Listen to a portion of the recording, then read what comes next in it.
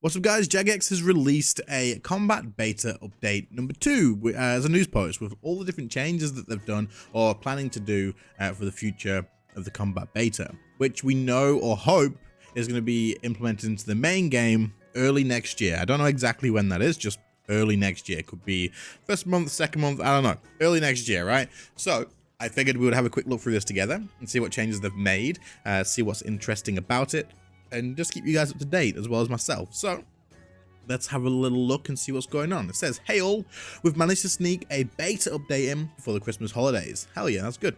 It's worth noting that what's been pushed live is an exact copy of our test environment. Therefore, you may experience more issues or unexpected outcomes than you're used to, as a number of things are still a work in progress. We felt that it would be better to get you something to play though the Christmas period, even with this in mind, as opposed to having nothing until the new year. Makes sense. That's good. I like it. It's cool. Good idea. As always, please keep the feedback and the conversation flowing, and we continue to be engaging on our usual channels with like all the different stuff, right? Cool. So how to access the beta. If you guys don't know how, you can do it here. So head to the taskbar and close any running instances of Jagex Launcher. Completely close it. Click the link from, I'll link this post in the description of the video if you want to find this post, and you can find the link here. Click the link, then it'll open your launcher for you, and it'll actually put you into the beta automatically. So yeah, and if you don't have the launcher, just get the launcher. You can do it like this link anyway, but just get the launcher. The launcher is definitely worth it. Also gives you a longer logout timer and stuff like that, so do it. General, let's have a look. So hit marks. In the current era of RuneScape combat, many hit marks are produced. A lot of changes we would like to make require engine support, but we've modified a few things that are in our control to see if there are any improvements. They've increased the speed of all combat hit marks from 70 to 60 client cycles, so 1.4 seconds, 1.2 seconds. Newer hit marks will now always replace older hit marks if all slots are full. This is really good. So sometimes, say if you were like duoing Raksha with somebody, during a boss with somebody, right? And then you both used Gricko on a target, you wouldn't see all of those hits. Like Greater Ricochet has loads of different hits, I think 7 hits even, if you have the Chroming 4 perk. So you wouldn't see all the hits. Whereas now you're going to see the most recent ones, because the newer ones will always replace the older ones. Because sometimes you would see the older ones first. Like they will stay there, and if you've used it like recently, you still wouldn't see them. So you're like, did that ability even hit? So this is good. Channeled abilities. Channeled abilities were hard to track as they were hidden among the buff bar, and it wasn't clear when it was active or for how long. They also work differently to regular abilities in that you must be within an attack range to cast them. We've made a number of changes to better support cooler, more unique channeled behavior going forward. So we saw this in the what's it called? The game jam video I did. But basically there's a channel bar now.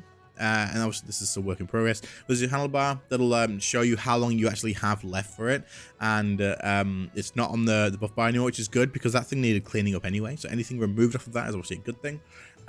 It says that the end behavior varies based on scenario, interrupted versus cancelled versus finished. Cool. So it's gonna give you like a notification whether you interrupted it or whether you cancelled it or whether you actually finished the whole thing, I guess. It's allowed movement with melee channel abilities as long as you remain within attack range. So like if you just move one tile around a unit, you can actually keep assault going, for example.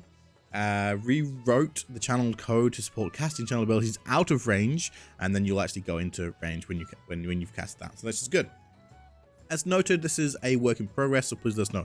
This sort of change is really big for like getting newer players to not think the combat feels clunky. The combat beta, if it cleans up a lot of the clunkiness, because obviously when they released it, a lot of us just thought, they're gonna try and balance the other combat styles. But if they actually try and clear up a lot of the clunkiness of combat as well, like this, for example, this will be really, really good for the game, because the amount of people I've had try this game out and then say, bro, the combat seems so clunky and so weird. So hopefully they'll do a lot of this stuff and it'll feel a lot better, because this will definitely make a big deal. Action bar. During Game Jam, Mod Ryan took some time to look at the action bar and make small impactful modernization changes. The feature will still be a work in progress. Again, implementation highlighting so that when an action bar slot is interacted with, the slot will light up to give more visual feedback to your actions and improve third-party watchable. Good. Hell yeah, that's really good. Enabled action bar ability cooldown. Basically, this is going to mean that people know what we've clicked on stream as well, which is cool. Enabled action bar ability cooldown information by default and remove the setting to toggle this on and off. Reposition the ability cooldown information to be centered within the ability for better vision. Okay. I think this could be good. This one could be good with it being centered, but it also may hide the abilities for someone learning. Maybe like, wait, which was that ability again? And then for like someone who's played a long time, this is obviously a good thing. But for a newer player, if it hides the icon too much, they might not like be prepared for using it off cooldown, something like that, possibly. I don't know, maybe I'm just nitpicking there. Remove the ability cooldown information for the GCD rotation so that the information is only present for ability specific cooldowns. Remove the white flash that occurs at the end of the GCD cooldown rotation. This was the thing that I used to say was your indicator for Fortic auto attacking. Your whole bar would basically flash, or a lot of the abilities, sometimes it was like 3 abilities, sometimes it was all of them. It would flash to indicate the GCD is done. So then that's gone now, which is probably a good thing. In future, we would like to add something subtle, but for now, this is to keep flashing relevant to the specifics of abilities as opposed to having your entire action bar light up. Good. Yeah, I think maybe you have like a little icon on the side of your action bar that just shows that that flashes, for example. Maybe. I don't know, but they'll figure it out. Reduce the size of keybind information as it was taking up a large amount of real estate when only contextually relevant. Cool. Shortened modifier keys. So, wait. Shortened modifier keys. Alt-C, A to C. Alt to A. I don't think I'm understanding what this means. Am I missing something here? Shortened modifier keys. Alt to C. A to C is Alt and A. Control and C and Shift and S. I think I misunderstand this. If someone can explain this in the comments, then please do. I am not following this bit at all. Shorten modifier keys. Yeah, I don't know. But oh wait, no, maybe not. I don't know. Let me know. Anyway, melee systems. Okay, so they've got quite a bit of changes to melee by the look of it.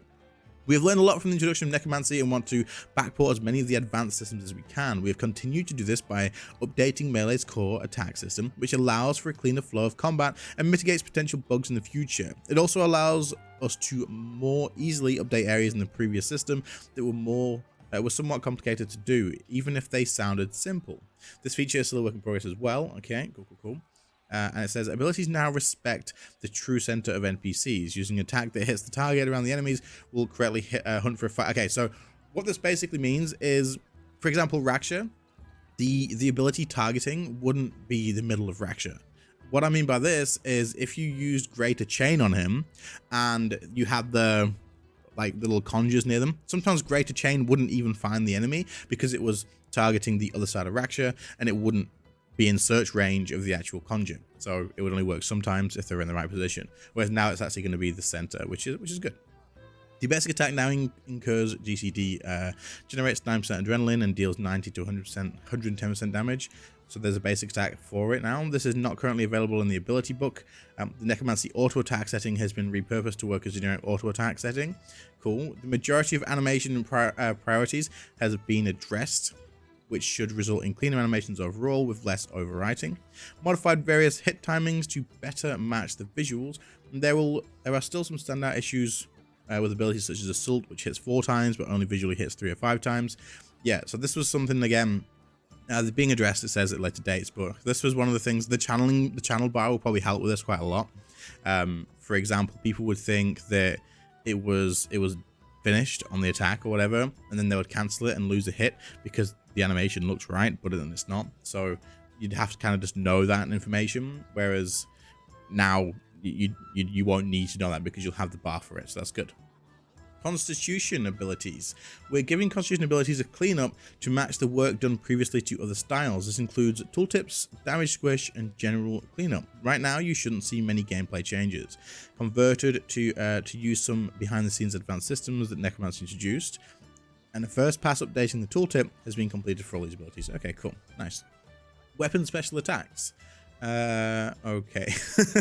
This could go on a long way. There's a lot here. So what I'm going to do is I'm going to go through some of the big ones. Like I'm gonna quickly skim through it. We'll cover like, I'm like, oh, that's a big deal.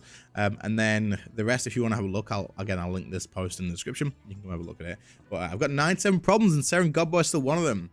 We've modernized and squished all remaining special attacks. There are also some minor tweaks to costs, damage, and in some cases effects or different special attacks. We don't consider special attacks complete, but this gets them into a good enough state that allows us to easily work with them in the future. Cool. Special attacks now display their cooldown and target type in their tooltips. Nice. Updated or rewrote the squished or rewrote and squished damage ranges for the following special attacks. So, Noxious Weaponry, Spider's HP increased to 10k, now reduces the incoming damage even if there's not a target to reflect that. Okay, cool. So you'll actually still get damage reduction if you cast the mirror back, but it's 100%, I would assume, to still cast this, so yeah. Battle Axe, Dragon Battle Axe, I'm gonna go for all these. You guys can have a look at these ones. I want to look at like the ones that were very commonly used, for example, none of these so far. Okay. The Vestal's Longsword no longer rolls damage twice. Okay. Only has 100% hit chance on the Zamorakian Spear. Statius Warhammer, special renamed. Okay, doesn't matter. Rune Claws, Granite Maul. Whatever. Let's see. Is there anything that's like a big... I wonder if they've not included the main specs in here. I don't think they have. No. I think these are just like all the specs around the actual game. For example, yeah, it is. I reckon the bigger ones are gonna be further down. Let's have a look. Strike Bow, Gothic Staff, damage squish from Claws of Gothics. Maybe that's not gonna be a crutch anymore. These are all gonna be the same damage squishes from them. Imperial Staff, Varax's Staff of Armadillo. Okay, damage squish only. Wait, what? Wait, so it's damage squish. Does that mean that it it's the minimum and the maximum have been changed or not? I don't know if that just means that like it just means it's less damage or not, but that already got changed, so that's interesting. Maybe it's just a balancing thing. I don't know. We'll have to see. But yeah, cool. Right, so it says Bold Last Guardian. This is a big one. Balance by force or perfect equilibrium.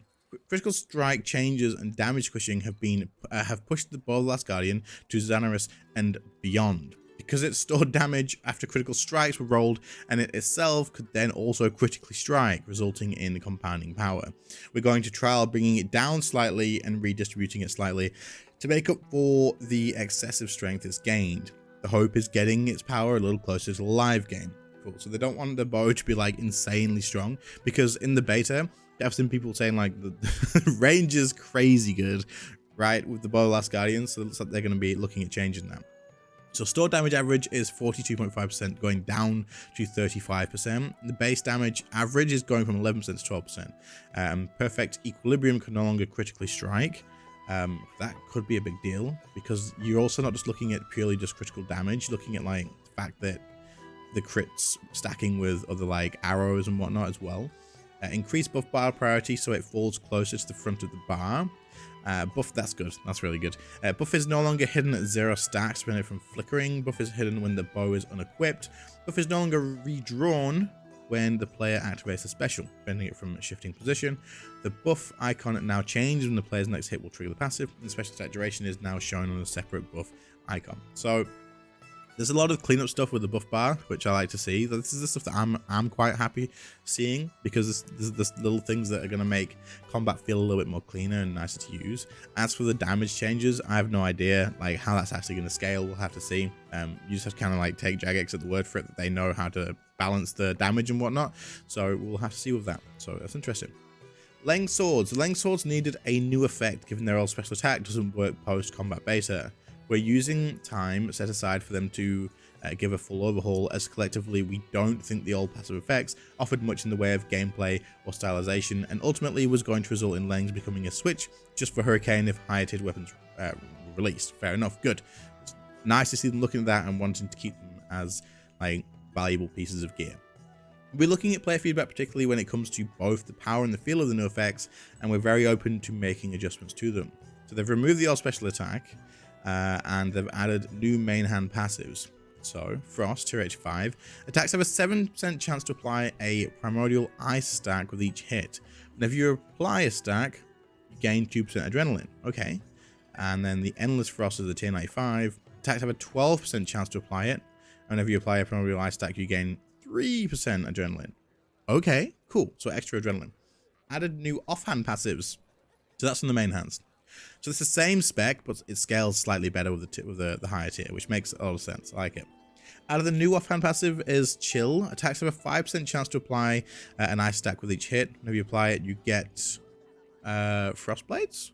Wait, what? Whenever you apply a primordial ice stack, gain Frost Blades for 6 seconds, which attacks deal an additional 12% of your ability damage stat on hit. Cool. That's interesting. Boundless Chill is probably going to be the same, but scaled up, right?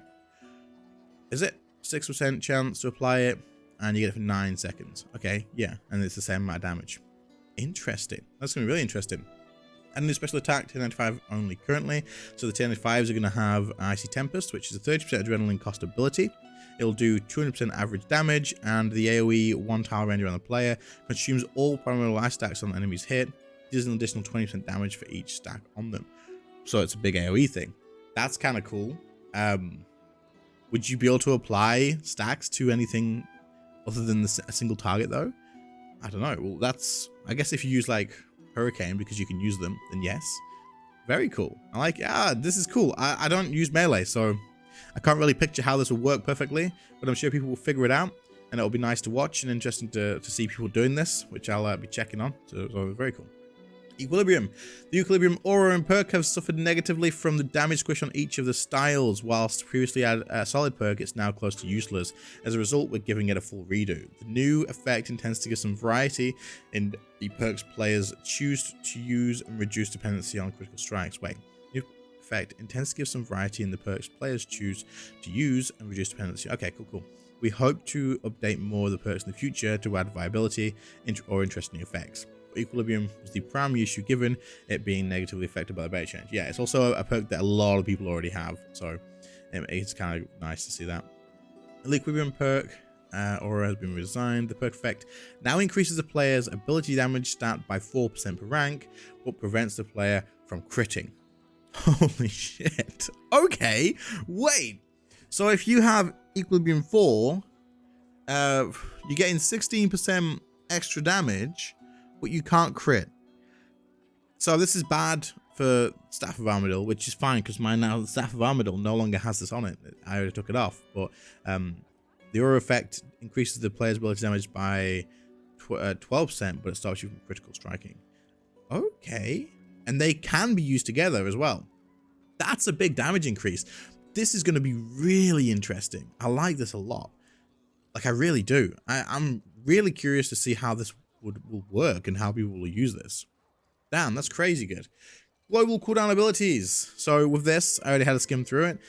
Basically, they're looking at making it so that global cooldown abilities will never take a global cooldown. So, for example, if you use Surge, then it takes your global cooldown and gives you adrenaline or whatever. Now, basically, you're going to use this, and it won't do that. You'll be able to use an ability no matter what. So you don't have to like time it at the right time, overlap it with a skill already. You can use these whenever you want, and you'll be okay. It says we're interested in experimenting with making reactive abilities more reactive. Anticipation is our test subject right now. In some scenarios, players could know a stun was incoming, but due to being mid-global cooldown, are able to use unable to use the ability, so making this an off global cooldown ability. Okay, I like this. It says this could be, in theory, could allow some future mechanics to require faster reactions. This means that mechanics could be off cooldown, off global cooldown, because you can kind of like the way it works in the game at the moment is if you use an ability and then you see something coming, chances are you have enough time to get another ability in off the global cooldown, and before the thing hits you, because of the way the ticks work, you know it's going to work or not. But this might make it different. That's really cool. I like this idea. I wonder if you will have this on all defensives or just like anticipating freedom. That could be really cool. I like that. I like the idea a hell of a lot. It's really cool to see them experimenting with different things. Death Swiftness or Sunshine is now 7x7, and the visual effect is also 7x7. So spoiler, it's big. Yes, it is, because the current in-game effect isn't that big, so this is now bigger. Bug fixes. So damage over time abilities now obey the rule of hit chance or damage potential, and will have their damage scaled down if you're below 100% hit chance. Player Dive no longer does large inflated damage. NPCs such as Erythador should no longer deal massively inflated damage with fragmentation shot. Metamorphosis no longer reduces player damage. Reduces player damage? Oh, okay. Deadshot now hits the correct number of times. Limitless was available to activate if the user had less than or exactly 6% adrenaline. This should have been less than or exactly 50%. And now it is. 60. Okay, yeah, okay. Fixed an issue with Guthic's Blessing and the brief respite invention perk. Okay, and the combat dummy at War's Retreat will now correctly play and defend flinch animation with each hit inflicted. Okay, so there's a lot of stuff here, and this has been a long ass video, but there's a few things that I was still trying to figure out myself as well, but hopefully you guys found it interesting and useful anyway. If I've got anything wrong, then let me know, because obviously I'm just going through this myself too. This is the way I prefer to do it, and this is all new to me too, but let me know what this is. Is this literally just how it looks on the icon? Maybe, I don't know. But there's a lot of stuff. I probably misunderstood quite a bit with the melee, which would make sense. I've never used melee. But otherwise, I am super excited for this, and I will take a look into the combat beta. So maybe we'll do a stream at this at some point. Maybe in the new year or something, even. We'll have to see what happens. I'm very busy at the moment. But other than that, I hope you enjoyed. If you did, leave a like, subscribe to the channel if you're new, and I'll catch you all in the next one. See you later, guys. Bye.